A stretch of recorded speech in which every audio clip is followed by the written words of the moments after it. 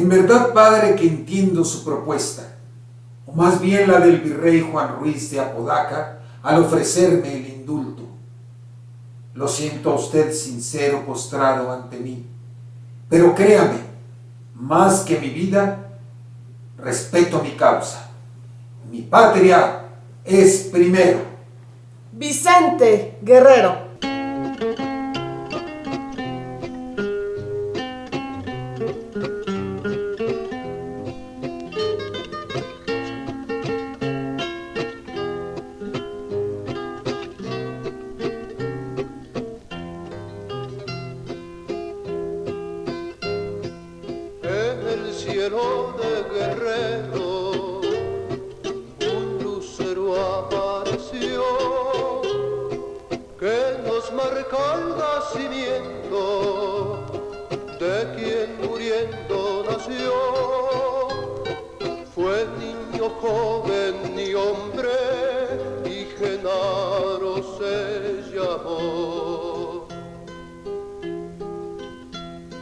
Varón de tierra caliente, hijo del sol y del mar, tus ideas al matarte las echaron a volar como gaviotas errantes, conciencias anidarán.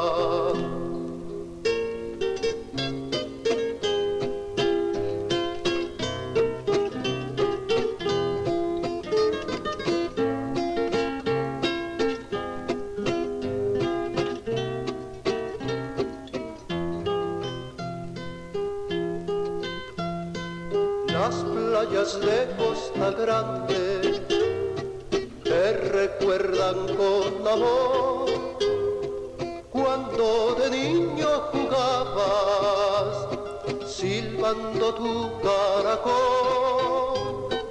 Después silbó la metralla y entregaste el corazón.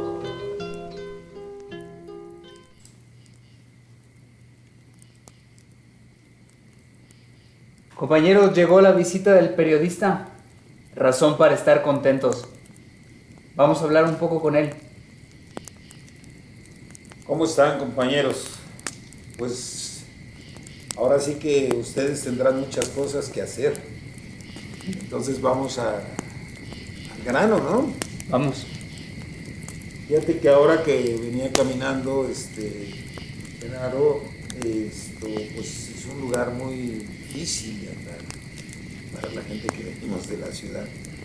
Entonces de aquí se me desgrana la primera pregunta, ¿no? ¿Por qué han escogido este territorio para asentar su accionar? Mire, compañero, la ubicación nuestra es consecuente con nuestro origen.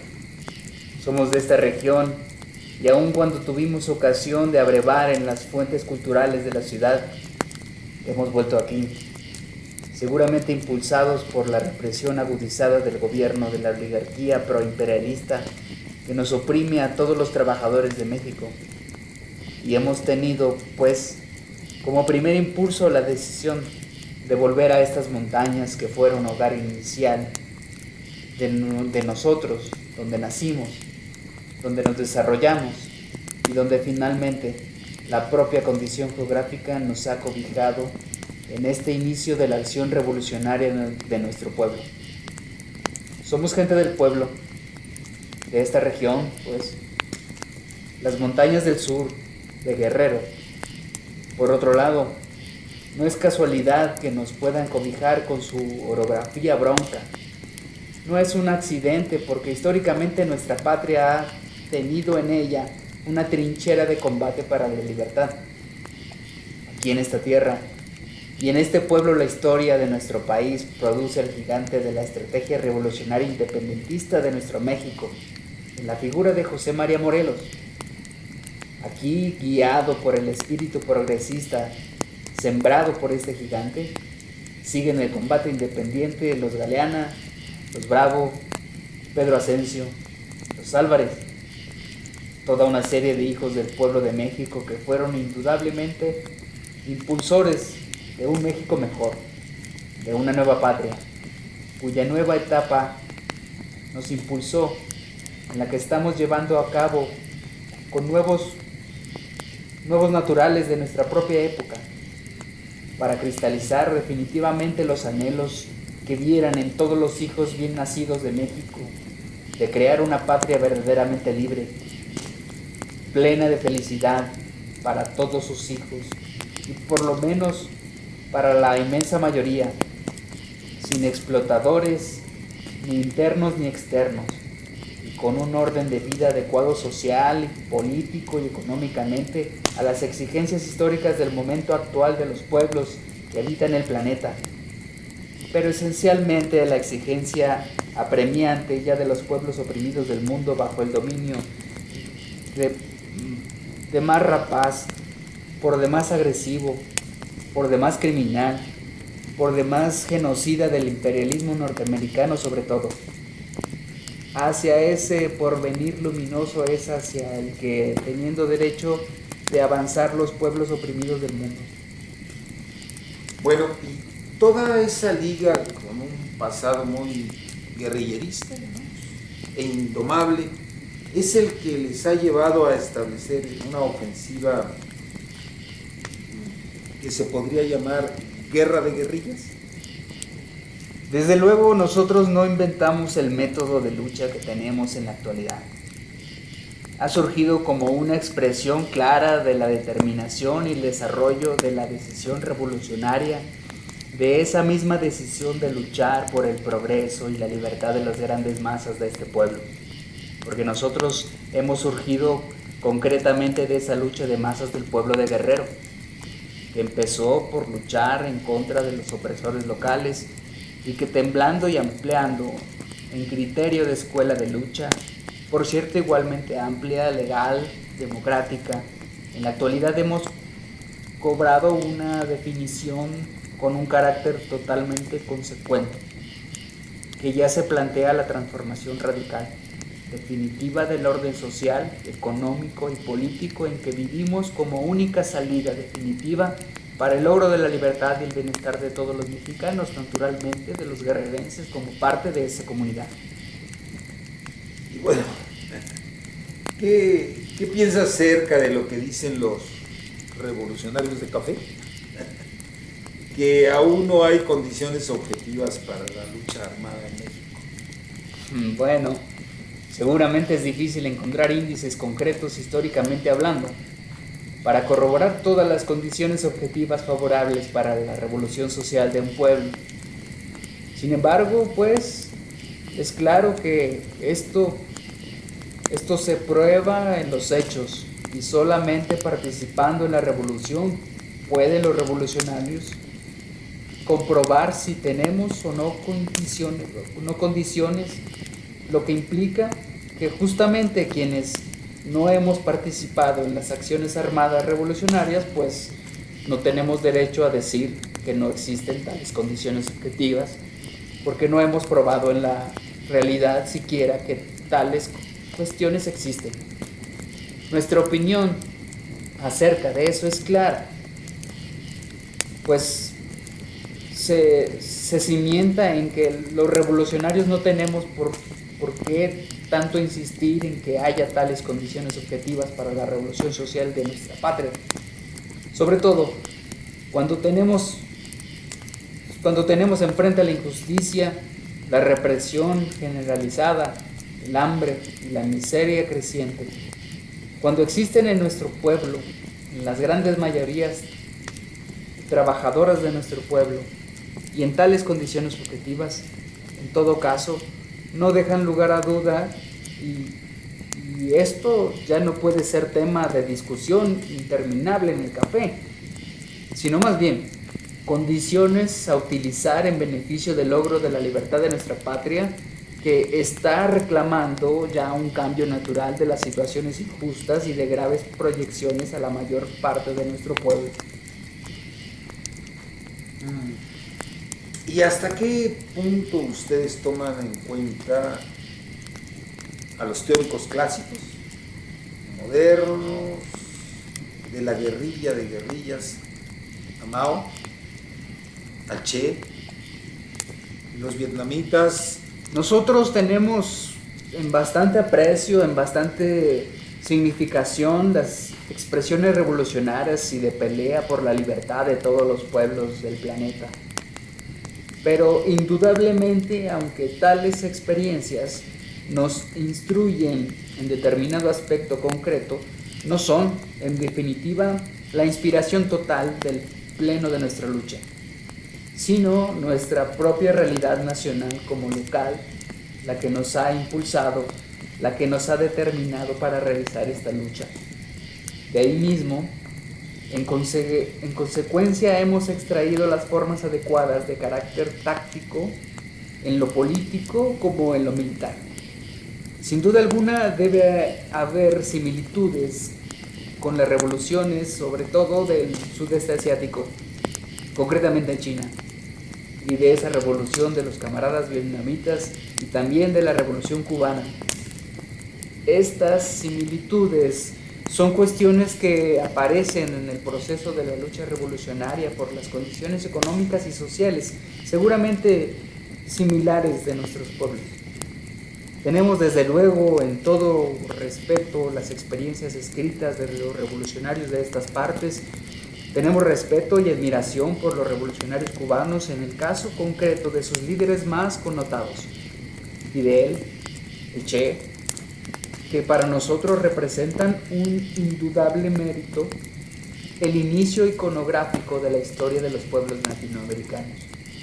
Junto con ellos van apareciendo nuevas figuras y ya de hecho las tenemos. El sacrificio del camarada Turcio Lima, los elementos de la revolución venezolana, elementos de la revolución colombiana, elementos de la revolución boliviana y otros tantos más. Es decir, nosotros admiramos y con todo respeto que se merece estas figuras revolucionarias latinoamericanas que están íntimamente ligadas con nuestra revolución. En Europa se señala que la guerrilla rural ha perdido algo de su importancia frente a la guerrilla urbana, que sería la forma de lucha que hoy en día tendría más vigor. ¿Usted qué opina? Esto seguramente tiene que ver con la combatividad bastante caracterizada, bastante acertada de los camaradas uruguayos, concretamente el Frente de Liberación Nacional, los Tupamaros. No obstante, es necesario que nosotros analicemos un poquito de frente la experiencia de los camaradas y podamos ubicarlos en el claro desarrollo de dicha lucha. Los uruguayos tienen una condición geográfica limitada. Por otro lado, un cierto desarrollo burgués un tanto acelerado, es decir, considerablemente esto implica que, por un lado, las condiciones sociales dadas en el Uruguay, país geográficamente chico, hacen que la guerrilla tenga que buscar un terreno más propio y cimentar los propios revolucionarios en el hecho de que la ciudad puede constituir una trinchera eficaz para sustituir las amplias cordilleras. Por otro lado, es importante precisar que cada país dará una determinada figura a su forma de lucha revolucionaria. En México, creo que las cosas sucederán pues tal como está sucediendo. Esto es, se desarrolla una guerrilla rural, como ya ha empezado a hacerse sentir en el combate armado de este pueblo nuestro, y otra que indudablemente se impulsará desde las grandes ciudades y seguro, con el ritmo adecuado de las propias circunstancias que las propias condiciones den a las ciudades. No negamos la importancia que tiene cualquier grupo de combate armado para la liberación nacional, sea el medio rural o sea en la ciudad. No obstante, la situación concreta de nuestro país está diciendo que en el campo es en donde se ha iniciado la primera experiencia armada revolucionaria, y es aquí indudablemente pues buscamos, como lo estamos haciendo ya que en la ciudad y los combatientes propios de este medio desenvuelvan también su experiencia revolucionaria contra las fuerzas de opresión que nos dominan. Bueno, ¿y cree usted que la nueva demagogia de Lea, don Luis Echeverría Álvarez, modifique significativamente a las organizaciones revolucionarias, demorando su eficacia? Los revolucionarios mexicanos actuamos no por locura o por fantasía personal, sino por estructura social en decadencia que hay necesidad de transformar en beneficio de las mismas fuerzas sociales que la componen para inyectarle una nueva vitalidad.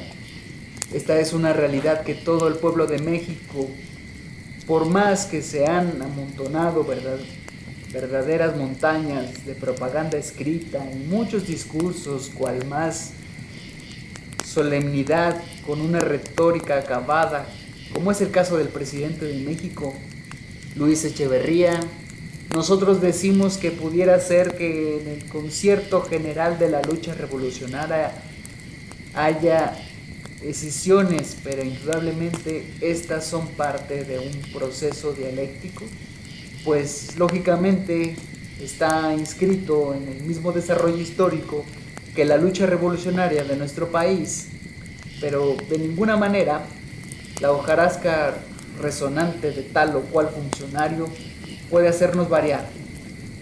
Por otra parte, me parece que la actitud del señor Echeverría está tratando de resbalar para detener un poco históricamente el final del cual ellos mismos están enterados y que está ahí mismo en el porvenir no muy lejano de la liberación plena de nuestra patria, de ellos mismos y las fuerzas extranjeras del imperialismo norteamericano que está representando por la oligarquía que gobierna México.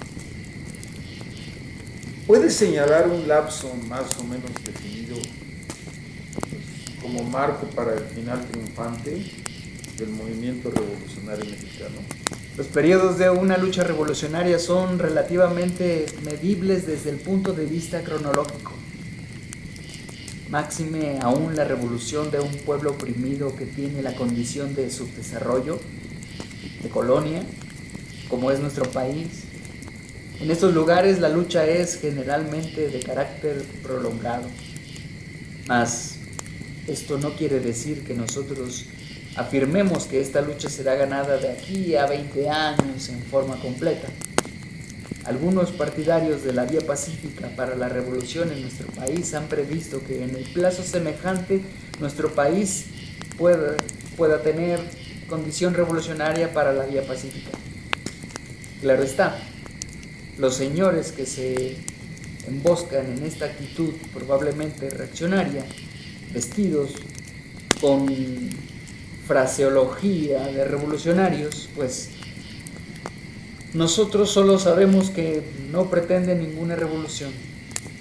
Solo es la táctica de buscar detener a nuestro pueblo en la combatividad, lo que les hace producir tales engañafas, vestidos de todos los colores en los espacios políticos, acomodándose a las exigencias naturales del engaño y la confusión que pretenden llegar a crear. ¿Qué piensa usted de los que dicen que ahora es tiempo de prepararse, que los tiempos evolucionan y que por lo pronto pues no hacen nada? Con este bestiario es fácil que muchos reaccionarios penetren al campo revolucionario con la idea de confundir, de hacer complicaciones en el camino de la decisión revolucionaria de muchos. Por supuesto, tenemos que confesar que para nosotros es muy importante la teoría revolucionaria. Juega un papel básico, indispensable para toda teoría, debe de ser de carácter bien eslabonado a los hechos.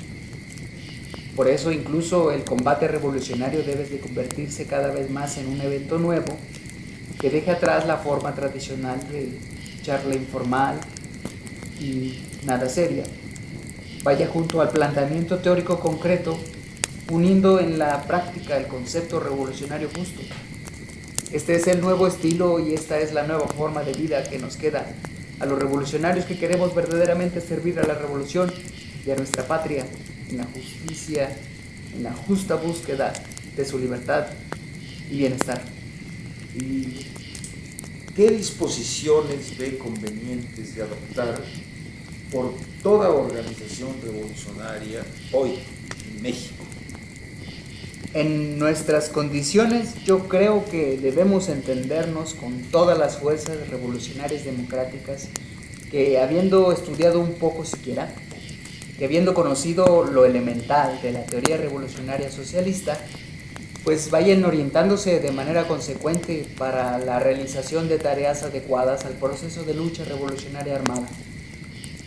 Ahí caben los campesinos, obreros, intelectuales progresistas, profesionistas y todo el pueblo trabajador de México que no tenga componendas con el imperio norteamericano ni con la oligarquía intermediaria que representa sus intereses de explotación. En esas condiciones nosotros creemos que podemos realizar todo un frente popular de relación revolucionaria que acelere por un lado la conciencia política de las grandes masas de nuestro pueblo en un sentido definitivamente combativo y revolucionario en contra de los elementales históricos que nos han venido oprimiendo a los mexicanos desde dentro y desde fuera.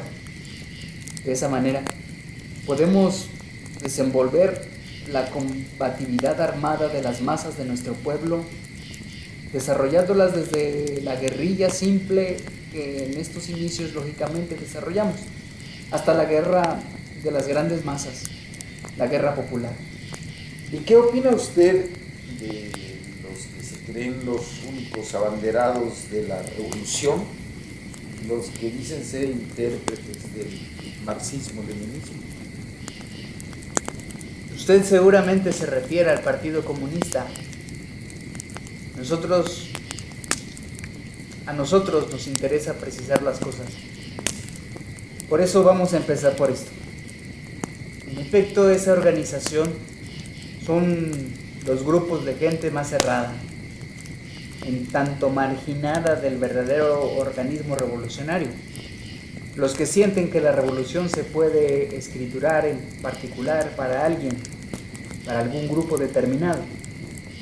Tales cuestiones se evaden en la enajenación de este tipo de grupos que desde hace muchos años hemos venido padeciendo en los medios combativos revolucionarios de nuestro país. Esos grupos que han lesionado esencialmente dichas causas revolucionarias. Nuestro deseo de que las fuerzas democráticas revolucionarias estén claras y conscientes de que nuestro llamado a esas fuerzas revolucionarias de combate por la liberación nacional y el socialismo no van hacia ese tipo de grupos que nosotros hemos venido a comprobar a lo largo de muchos años de lucha, que no quieren verdaderamente la revolución de nuestra patria, sino que la parasitan y viven de ella. Solo pretenden alargar lo más que sea posible tal proceso de lucha para poder seguir ellos medrando a costa de ayudar con viajes al extranjero o simplemente en esos maniobreros y tragicómicos en que salen a desembocar casi todos los movimientos. En ellos se incrustan y tienen alguna participación. Por eso tenemos que ser claros y hemos llamado a las masas de nuestro pueblo trabajador. Por eso no hemos llamado a ningún partido político a las masas. Pero a veces queremos precisar que estamos conscientes de que con este consenso de estas fuerzas del pueblo trabajador de México lograremos ese inicio de formación partidaria de manera limpia y definitivamente revolucionaria de dichas fuerzas. Creemos que es necesario para la unión del movimiento revolucionario de nuestra patria estar actuando con los trabajadores. Incluso pensamos que la forma tradicional en la estructura de un nuevo partido en el combate no son precisamente indispensables en el desenvolvimiento histórico de nuestra patria, porque está probándose a través de los distintos movimientos políticos de nuestro país que el PC no solo no ha impulsado el combate de nuestro pueblo revolucionario, sino que lo han frenado en especial y casi abiertamente. Nosotros tenemos bastantes datos al respecto. Las constantes expulsiones de elementos de la base, combatientes revolucionarios, que son atraídos al PSC y a corto plazo son expulsados y salen precisamente porque tal órgano no es precisamente un órgano de combate revolucionario. Eso concretiza nuestra opinión acerca de quienes, por un lado, con un sentido pequeño burgués, pretenden escriturarse la revolución para sí mismos, en un particular el PC. Y piensa eso a pesar de que recientemente el Partido Comunista ha variado un poco su trayectoria para tener más autonomía, por ejemplo, de Moscú. Bueno, en el proceso de lucha de clases, en cuanto se agudiza, renueva hasta lo más renuente al cambio. No es difícil que el propio órgano anquilosado, burocratizado, contrarrevolucionario incluso, en su esencia, también haga gimnasia política en ese sentido. Pero para nosotros que hemos visto cómo han dejado pasar grandes oportunidades, cómo incluso no solo las han dejado pasar, sino que las han destrozado, estamos convencidos que el PSC no tiene realmente nada que pueda ser considerado como revolucionario. El PSC ha pasado al cesto de la basura. Para terminar, Genaro, ¿daría usted algún mensaje a los que conocerán esta entrevista? Queremos que empiecen por palpitar en una coordinación de fuerzas, de esfuerzos concretos, tácticamente dispuestos a determinados objetivos a realizar, y a que cada organización se haga solidaria con la sola bandera que tendrá que ser: realizar la revolución social de nuevo tipo de nuestra patria, la revolución que ha de hacer libres, en definitiva, a todos los hombres y mujeres que aman a su patria, que piensan de manera democrática y que piensan de forma revolucionaria y que piensan en un futuro socialista. Nosotros llamamos a las fuerzas, en un documento de hace ya tiempo, a los hombres nacionalistas, a los revolucionarios socialistas, a que formemos un frente de lucha popular por la transformación radical de las condiciones de vida material y cultural de nuestro pueblo. Este es nuestro llamado concreto. Rezan las leyes cristianas que los hombres polvo son, no ha de convertirse en polvo un hombre de tu valor. Pólvora habrá de volverse que encienda la rebelión.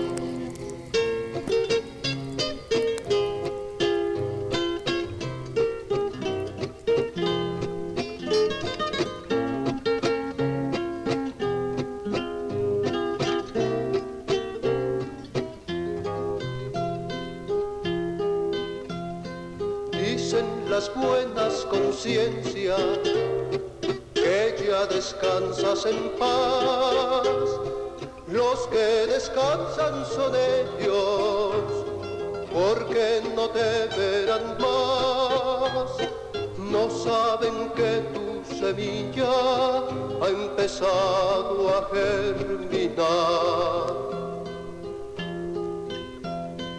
Pongo una lágrima viva y un grito de rebelión, porque toda tu grandeza no cabe en una canción. Solo podremos honrarte yendo a la revolución.